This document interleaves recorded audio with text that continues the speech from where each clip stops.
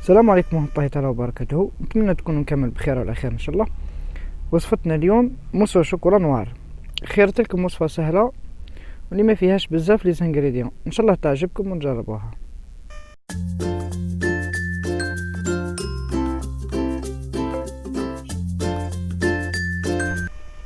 ودوك على بركة الله نروح نديرو مع بعضنا طريقة التحضير في هذه الوصفة. واش نسحقو؟ عندنا الحليب، صفار البيض والعسل والشوكولا نوار، وفي الاخير عندنا لا كرام شونتي. بون اول حاجه نبداو نحضروها في هذه الوصفه هي لا كرام اونغلاز. لا كرام اونغلاز تاعنا واش فيها الحليب، صفار البيض والعسل. بون نحطوا الحليب والعسل فوق نار هادئه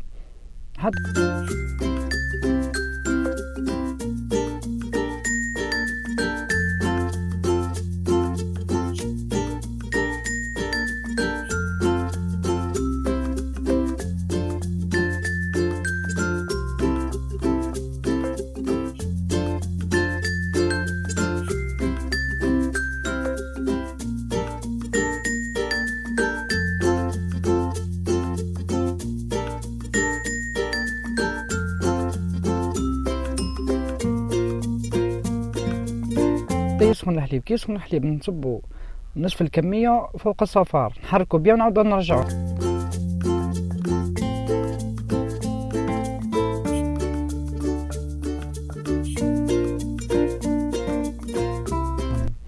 كي نعاودو نرجعو صفار البيض للحليب نخليوه يغلي لمده 30 ثانيه، من بعد نحيوه.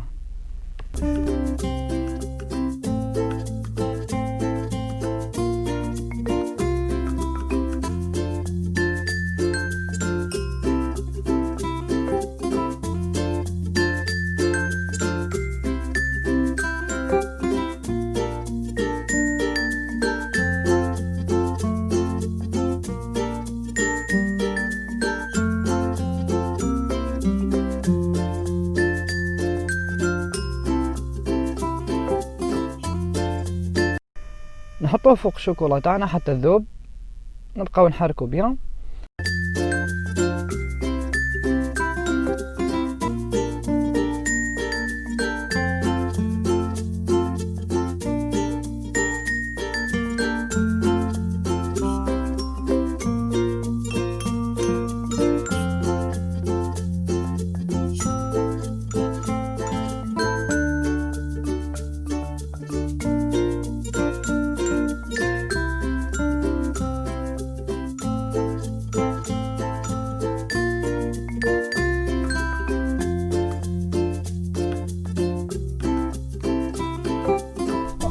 ابري كي تبرد لنا الشوكولا درجة حرارة ما بين 35 و 36 درجة، نفرغوا عليهم لا كرام شونتي اللي كنا طلعناها من قبل، وهكذا تكون لاموس تاعنا واجدة.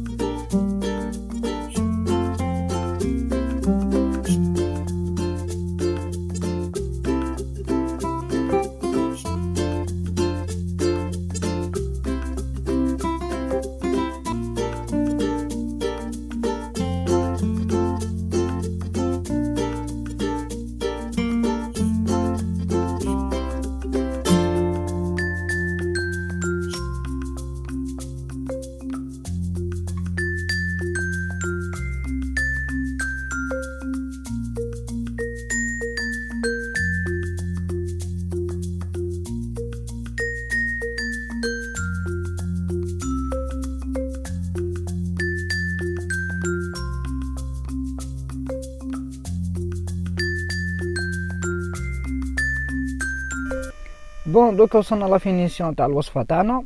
نجيبو اكواب باه نفرغو فيهم لاموس، يعني اختياركم، يعني اي اكواب يصلحوا عادي، لي فيرين كيسان الدار يصلحوا كامل. ولا ديكوراسيون زينو كيما تعرفوا، انا اخترت النوقاتين وانتم ديكوراسيون تبقى اختياريه، نخليه لكم كل واحد بالذوق تاعو.